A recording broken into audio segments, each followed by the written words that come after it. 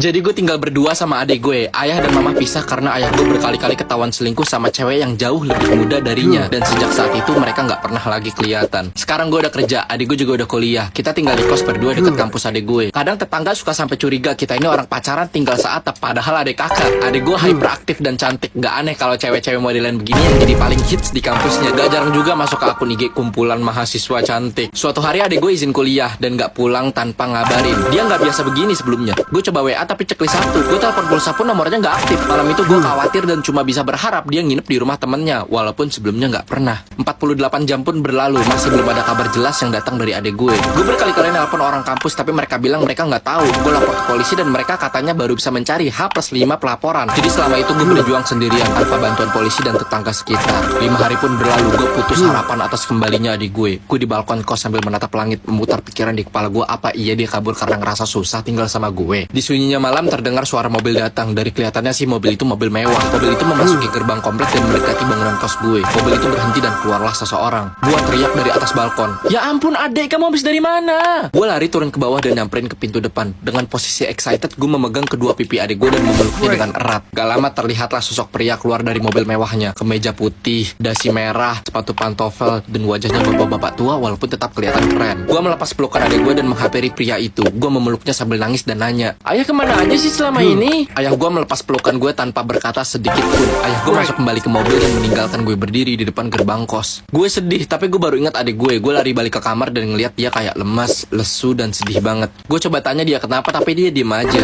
"Adik kenapa? Kok tumben diem aja? Biasanya kan kamu gak gini." "Ayah bilang apa sama kamu? Ada kabar apa?" "Ayah bilang kabar tentang mama nggak? Mama sehat." Dari banyaknya pertanyaan gue, adik gue cuma bengong dan meminta gue keluar kamarnya. Gue pun dengan pasrah balik ke kamar dan tidur. Nah kemarin adalah bulan kedua semenjak adik gue ketemu ayah. Dan sampai saat ini pun dia masih sering bengong dan gak pernah mau gue ajak ngobrol. Malah sepertinya tambah memburuk ya. Tatapannya selalu kosong kayak orang gimana gitu. Sekali-kali gue ngeliat dia berkegiatan adalah ketika dia lagi nyusun skripsi di skripsi lagi dong. Seminggu belakangan ini banyak banget paket yang datang ke kos yang ternyata barang-barang semacam pisau, alat-alat besi aneh gitu. Gue juga gak ngerti itu apa. Gue ngomong dalam hati nih orang mau apa gimana sih, mana alat-alatnya itu kayak alat-alat operasi dokter gitu.